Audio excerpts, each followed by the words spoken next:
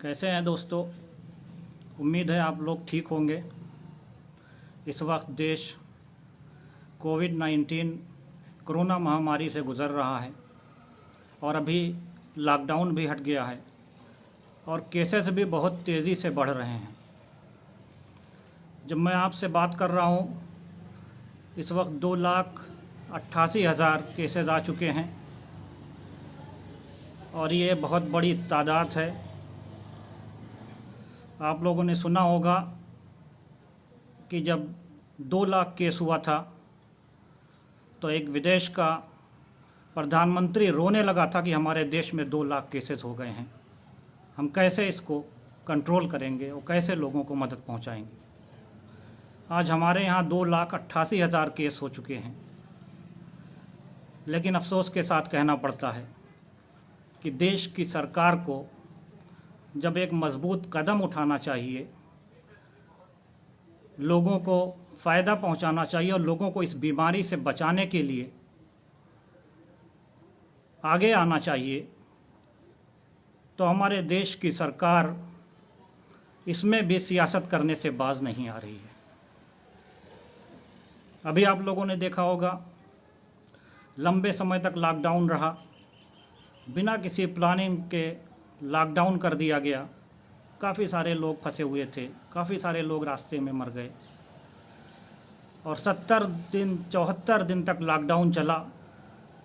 लेकिन अफसोस के साथ कहना पड़ता है कि हमारे देश के गृह मंत्री इन 70 दिनों में कहीं दिखाई नहीं पड़े, ना ही लाइव के माध्यम से लोगों से जुड़े और ना ही एक वर्चुअल रैली जो अभी करके चुनावी तैयारी की शुरुआत जो किया है अमित शाह जी ने, ना ही इसके माध्यम से कभी लोगों से जुड़ने की कोशिश किया।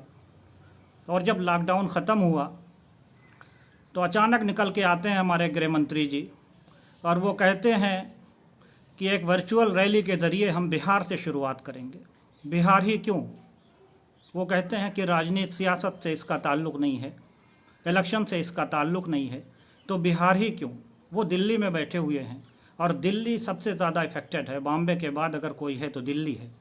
बहुत सारे केसेस निकल के आ रहे हैं और महामारी की स्थिति है वहाँ पे। लोग हॉस्पिटल के बाहर मर जा रहे हैं, हॉस्पिटल में बेड नहीं मिल रहा है और केजरीवाल जी की सरकार और केंद्र सरकार दोनों मिल के लोगों को बेवकूफ़ बना रहे हैं और मरने के लिए छोड़ दिया है। तो अगर बात ही करना था तो दिल्ली के लोगों को क्यों नहीं चुना अमित शाह जी ने?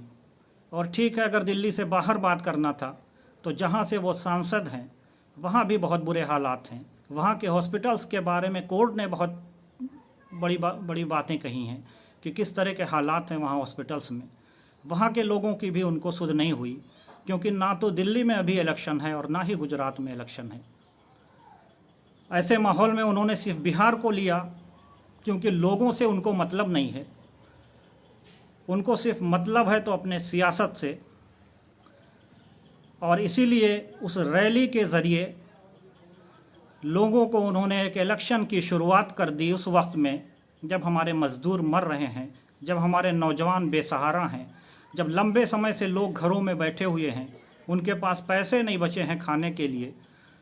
कांग्रेस पार्टी की बनाई हुई मनरेगा स्कीम जो थी, बहुत सारी बुराइयां भारतीय जनता पार्टी की सरकार कर रही थी, लेकिन अब वही मनरेगा है जिसके ज़रिए से मज़दूरों का खर्च चल रहा है, मज़दूरों का परिवार ज़िंदा है। लेकिन बाकी मिडिल क्लास का क्या? मिडिल क्लास के पास जो लोग बाहर से आए हुए हैं, जिनके पास मनरेगा के कार्ड नहीं हैं, जो लोग मनरेगा में काम नहीं कर सकते हैं, वो लोग क्या करेंगे? उनका खर्च कैसे चलेगा? ना तो सरकार ने अभी तक बिजली का बिल माफ़ किया है, ना ही सरकार ने कोई ऐसा पैकेज उनको दिया है। सरकार कह रही है कि लोन नहीं देना है, EMI नहीं देना है, लेकिन उस EMI को माफ़ भी नहीं किया है। वो इंटरेस्ट का पैसा कौन देगा और कहाँ से लोग पैसा देंगे इंटरेस्ट का? इन्हीं सब चीज़ों को लेके जब सुप्रीम कोर्ट में मसला चल रहा था तो हमारे देश के गृह मंत्री ये वर्चुअल रैली में देश के सामने इतना बड़ा झूठ बोलते हैं और ये कहते हैं कि 80% रेलवे का किराया केंद्र सरकार ने दिया है। लेकिन इन्हीं के वकील सुप्रीम कोर्ट में ये कहते हैं कि जो मज़दूरों को लाने का किराया है वो उस स्टेट जहाँ से वो लोग आ रहे हैं, आधा उस स्टेट के सरकार ने दिया है और आधा जहाँ पे लोग जाएंगे, जहाँ पे इनको जाना है, जहाँ के रहने वाले हैं, उस स्टेट के लोगों ने दिया है। तो अगर सुप्रीम कोर्ट में इन्हीं का वकील ये बयान देता है तो फिर अमित शाह जी ने देश के सामने इतना बड़ा झूठ क्यों बोला? और अगर सुप्रीम कोर्ट में झूठ बोल सकते हैं ये लोग, तो फिर जाहिर सी बात है कि लोगों के सामने तो इनको झूठ बोलने में कोई हिचकिचाहट होने वाली है नहीं। और यहाँ तक कि सुप्रीम कोर्ट को कहना पड़ा कि इन मज़दूरों को जल्दी से जल्दी घर पहुँचाइए और ट्रेन का किराया मत लीजिए, बिना किराए के इन लोगों को घर पहुँचाइए, उसके बाद जाके मज़दूरों को घर तक पहुँचाने का काम शुरू किया है इस सरकार ने। वर्चुअल रैली में जितना पैसा खर्च कर दिया, 71,000 LED लगवा दिया, ये सारा पैसा कहाँ से आया? किसका पैसा है? क्या ये पैसा देश के लोगों का नहीं है? क्या ये पैसा देश के लोगों के ऊपर खर्च नहीं होना चाहिए था? इतना पैसा इस पे खर्च हो गया जिसमें 24 लाख मज़दूर अपने घरों पे पहुंच जाते, लेकिन इनको मज़दूरों को घर पहुंचाना इनका मकसद नहीं था। इनका मकसद सिर्फ चुनाव है और इसीलिए इन्होंने बिहार को लिया और फिर बंगाल इनके सामने है। प्रधानमंत्री जी अपनी जिम्मेदारी से भाग रहे हैं। ये कहते हैं कि पीएम केयर फंड का हम हिसाब नहीं देंगे। आखिर पीएम केयर फंड में पैसा किसका है? कौन लोग उसमें पैसा डोनेट कर रहे हैं? वो देश के लोग हैं। तो देश के लोगों को क्या पता नहीं होना चाहिए कि ये पैसा कहाँ खर्च हो रहा है? कहीं ऐसा तो नहीं इस पैसे से विधायक खरीदे जा रहे हैं? कहीं ऐसा तो नहीं ये पैसा इलेक्शन लड़ने में खर्च किया जा रहा है? इन सारे चीज़ों का जवाब जब आरटीआई के ज़रिए लोगों ने मांगा तो भी वहाँ से यही आया कि ये आरटीआई के दायरे से बाहर है, और अगर कोई इसका हिसाब मांगता है तो सरकार उनके ऊपर केस करने से भी बाज नहीं आती है। आत्मनिर्भर की बात करते हैं, लेकिन आत्मनिर्भर कैसे बनेंगे? क्या ऐसे समय में जब लोगों के पास नौकरियां नहीं हैं, मज़दूर भूखे हैं, सड़कों पे हैं, सरकारी कंपनियों को सरकार बेच रही है, महामारी चरम पर है, ऐसे समय में आत्मनिर्भर की बात करना क्या एक मजाक से ज़्यादा कुछ नहीं है? क्या ये देशवासियों के साथ मजाक नहीं हो रहा है? मैं तो आपके सामने इसलिए आवाज़ उठा रहा हूँ, मैं फ़ैसला करने वाला कोई नहीं होता हूँ, मैं भी एक देश का नागरिक हूँ और मेरा ये फ़र्ज़ बनता है कि ये सारी चीज़ें जो आपके सामने झूठ फैलाई जा रही है वो आपके सामने लाएं। और देश को अगर आत्मनिर्भर बनना है, देश को अगर बचाना है, देश को अगर दोबारा से उसी पटरी पे लाना है और इस महामारी से बचना है, तो सरकार ने तो अपना फ़ैसला सुना दिया कि सरकार तो आपको बचाने वाली नहीं। सरकार के सामने सिर्फ इलेक्शन है, सिर्फ राजनीति है, सिर्फ विधायकों को ख़रीदना है, सिर्फ सरकारों को बनाना है और गिराना है। लेकिन आप ही को इस महामारी से भी बचना है, आप ही को आत्मनिर्भर भी बनना है और आप ही को इस देश के लिए खड़े भी होना है। इसलिए ये जिम्मेदारी आपकी है, हम सब की है कि सरकारें जो झूठ बोल रही हैं उसके सामने खड़े हों और आवाज़ उठाएं। मैं ये भी आपसे कहना चाहता हूँ कि आत्मनिर्भर जिसको कहने के लिए हमारे गृह मंत्री जी को बहुत समय लग जाता है और पता नहीं इसका मतलब भी ठीक से समझ रहे हैं कि नहीं समझ रहे हैं, उस आत्मनिर्भर प्रधानमंत्री जी ने कह दिया तो गृह मंत्री जी ने भी उसको शुरू किया, लेकिन शायद किसी टीवी एंकर से सहायता लेना पड़ा उनको बोलने के लिए। और देश कैसे आत्मनिर्भर इस समय हो सकता है? सिर्फ स्लोगन और नारों से देश नहीं चलता है, उसके लिए कुछ करना पड़ता है। चीन देश के सरहद में आ चुका है और सिर्फ बातें हो रही है, ना तो विपक्ष को भरोसे में लिया जा रहा है कि क्या हो रहा है हमारे सरहद पे। सिर्फ सौहार्दपूर्ण बात हो रही है, मीटिंग हो रही है और फिर अगली तारीख पड़ जा रही है।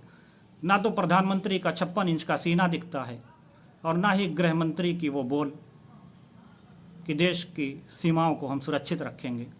वो वादा कहाँ गया गृह मंत्री का कि चीन 60 किलोमीटर अंदर आ जाता है, नेपाल हमारे कुछ हिस्से को अपने नक्शे में बताने लगता है। क्या हो रहा है हमारे देश में और कैसे कैसे लोग हमारे देश के ऊपर उंगलियां उठा रही हैं। तो और हमारी सरकार सिर्फ बिहार और बंगाल का चुनाव दिख रहा है, ना तो मरते हुए लोग दिख रहे हैं और ना ही सरहद पे हमारी सहायता हो रही है, ना ही सरहद पे उन नौजवानों को खुली छूट दी जा रही है कि मुंह तोड़ उनको जवाब दें। आज अगर चीन हमें आंखें दिखा रहा है तो इसकी भी जिम्मेदारी प्रधानमंत्री को है। आत्मनिर्भर की बात आप कहते हैं, बड़े बड़े स्लोगन देते हैं, लेकिन जब सरदार पटेल की मूर्ति बनाने की बात आती है तो वो मूर्ति चीन से लेके आते हैं।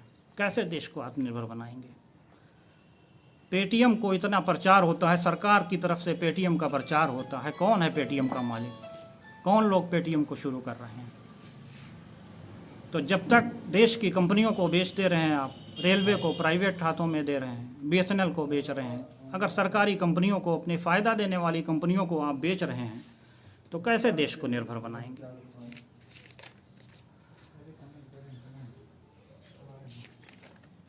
मैं आपसे ये भी कहना चाहता हूँ कि पंडित जवाहरलाल नेहरू जी ने जब देश को संभाला था उस वक्त देश में सुई भी नहीं बनती थी, लेकिन वो पंडित जी की मेहनत थी, वो देश के लिए उनका समर्पण था कि जिस देश में सुई भी नहीं बनती थी उस देश को तरक्की के उस मुकाम पे पहुंचा दिया कि पूरी दुनिया हिंदुस्तान का लोहा मानने लगी और हमारा देश आत्मनिर्भर बन गया। और आज भाजपा की सरकार सब कुछ बेचकर आत्मनिर्भरता की बात करती है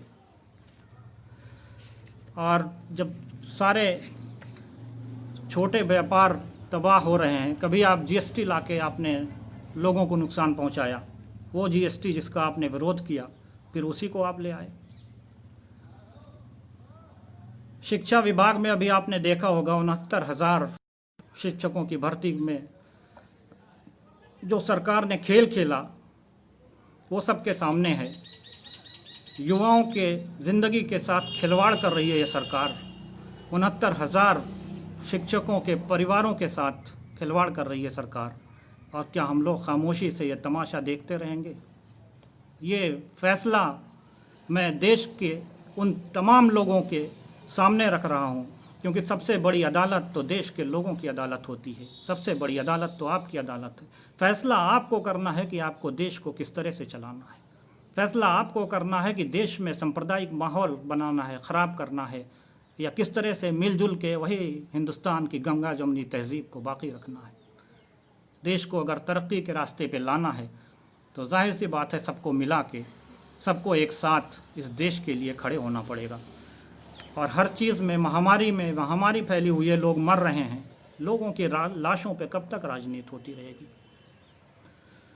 आपदा को अवसर में बदलने की बात प्रधानमंत्री जी ने कहा था, देश ने सुना, लेकिन बाद में पता चला कि वो अवसर सिर्फ भारतीय जनता पार्टी के कार्यकर्ताओं के लिए था। वो तो इलेक्शन से रिलेटेड था कि इस आपदा के अवसर को भी इलेक्शन में बदल के और बिहार और बंगाल का चुनाव कैसे जीतना है, ये तो एक संदेश था बीजेपी के कार्यकर्ताओं के लिए। लोगों की गलतफहमी थी कि प्रधानमंत्री जी देश को संबोधित कर रहे हैं।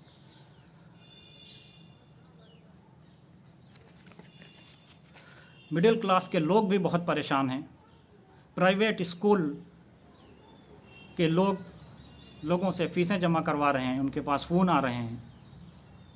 क्या आपका नियंत्रण उन स्कूलों पे बिल्कुल नहीं है? या आप ही के लोगों के बनाए हुए स्कूलों में लोगों से वसूली की जा रही है? लाइट का अभी तक बिल नहीं आपने माफ़ किया, कम से कम कुछ तो करके दिखाइए। मैं आप लोगों से भी कहना चाहता हूँ, खामोशी जुर्म है, इस दौर में बोलना सीखो, वरना मिट जाओगे हालात के तूफानों से। मेरे दोस्तों, ये ज़रूरी है कि आप आवाज़ उठाएं। आप जिन परेशानियों से गुज़र रहे हैं, आप आवाज़ उठाएं, आप सोशल मीडिया खोलें। मैं जिन लोगों से बात कर रहा हूँ वो देश के वो लोग हैं जो एक एक पल की जानकारी रखते हैं। पूरी दुनिया में क्या हो रहा है ये जानकारी वो रखते हैं। ये अलग बात है किसी पार्टी की मोहब्बत में, किसी पार्टी के लगाव में सच बात वो बोलना चाहते हैं लेकिन नहीं बोलते हैं कि ऐसा ना हो हमारी पार्टी के ख़िलाफ़ चला जाए। लेकिन ये वो मौका नहीं है। अभी देश में महामारी फैली हुई है और देश के लोग बहुत संकट में हैं। तो अगर देश का हर नागरिक अपना फ़र्ज समझे और इस आवाज़ को उठाए, अगर देश के लोगों को बेड नहीं मिल रहा है, इलाज नहीं मिल रहा है, खाने के लिए राशन और आने के लिए सुविधा नहीं मिल रही है, लोग घरों तक सही सलामत पहुंच नहीं पा रहे हैं, तो इसका जिम्मेदार तो सरकार ही है। अमित शाह जी कहते हैं कि विपक्ष क्या कर रहा था। अरे भाई, 70 दिन से तो आपका चेहरा नहीं दिखा, सरकार में तो आप हैं। विपक्ष तो सिर्फ आपसे सवाल कर सकता है, आपसे पूछ सकता है। आप सरकार में हैं तो सवाल भी आप ही से उठेगा। उत्तर प्रदेश कांग्रेस कमेटी के अध्यक्ष अजय कुमार लल्लू जी आज भी जेल में हैं। उनकी गलती क्या थी? उन्होंने प्रवासी मजदूरों को घर तक पहुंचाने की कोशिश की, यही उनकी गलती थी। क्या ऐसा ही लोकतंत्र चलेगा? क्या ऐसे ही देश चलेगा कि अगर प्रवासी मजदूरों की मदद के लिए एक आदमी खड़ा होता है, उसको जेल में डाल दिया जाता है, उसके ऊपर झूठे मुकदमे दर्ज कर दिए जाते हैं? अगर आप कहते हो कि उसमें 40-50 बसें स्कूल की थी, कुछ बसों का नंबर गलत था, तो 800-900 बसें तो सही थी, जो सही थी उसको तो लेना चाहिए था। और अगर 100 बसें 150 बसें का नंबर ठीक नहीं था तो उस पर इतने केस तो नहीं बनते हैं कि आप इतने सारे धारा लगा के उनको जेल के अंदर में डाल दीजिए कि वो प्रवासी मजदूरों की मदद भी ना कर सकें, और आज तक उनकी ज़मानत नहीं हो पाई है। तो राजनीतिक द्वेष से काम करना बंद करें। देश महामारी में है और कम से कम इस वक्त सरकार से मैं कहना चाहता हूं कि कुछ समय के लिए अपना राजनीतिक एजेंडा रखें। देश बहुत ख़राब स्थिति में है, देश के लोग बहुत ख़राब स्थिति में हैं इस बीमारी की वजह से। यह ऐसी बीमारी है जिसको लग जाती है उसको 4 लोग कंधे देने वाले भी नहीं लगते हैं, मिलते नहीं हैं लोग उठाने के लिए, और एक अलग से जगह पे जाके उनको रख दिया जाता है बिना नहलाए धुलाए। तो इस बीमारी से लोगों को बचाना है, और कम से कम इस वक्त जो लोग भी राजनीति कर रहे हैं उनको होश में आना चाहिए, क्योंकि लोग और देश की जनता इसको देख रही है। और अगर अब भी आप राजनीति करना नहीं छोड़ेंगे तो देश की जनता आपको माफ़ नहीं करेगी। मैं यही कहूँगा कि राजनीति छोड़िए और लोगों की मदद करिए। इसी में देश की भलाई है और इसी में हमारे लोगों की भलाई है और हिंदुस्तान के लोगों की भलाई है। आप CA NRC की बात करते थे, आप इस वक्त भी CA के प्रोटेस्ट करने वाले लोगों पे फर्जी मुकदमा लगा के उनको जेलों में डाल रहे हैं। ये समय नहीं है अमित शाह जी, बदला लेने का समय फिर और है। उस वक्त बदला ले लेना, आपको जितना बदला लेना है लेना, लेकिन अभी इस महामारी के दौर से देश को निकालिए। आप सरकार में हैं, सवाल भी आप ही से होगा। प्रधानमंत्री जी आते हैं और अपील करते हैं, चले जाते हैं, मन की बात करते हैं, लेकिन मन की बात करने से काम नहीं चलेगा। लोगों की मन की बात सुनिए, लोगों की परेशानियों को देखिए, लोगों की परेशानियों को सुनिए और उसको दूर करिए। इसी के साथ मैं अपनी बात ख़त्म करता हूँ, इस उम्मीद के साथ कि आप लोग अपनी आवाज़ ज़रूर उठाएंगे, लोगों की परेशानियों को सबके सामने ज़रूर लाएंगे और सरकार से सवाल ज़रूर पूछेंगे कि इंसाफ कब मिलेगा, कब इस महामारी से निजात मिलेगी और इस महामारी के लिए सरकार की क्या तैयारी है। ये सवाल ज़रूर सरकार से पूछिए और सरकार को भी चाहिए कि इसका जवाब ज़रूर दे। और सरकार की जो हठधर्मी है PM केयर फंड को लेके, ना तो RTI में उसका जवाब दे रहे हैं, तो ये देश के लोगों का पैसा है और देश के लोगों को भी सरकार ज़रूर बताए कि ये पैसा वो कहाँ खर्च कर रही है। इसी के साथ मैं आपसे विदा लेता हूँ। हिंदुस्तान जिंदाबाद।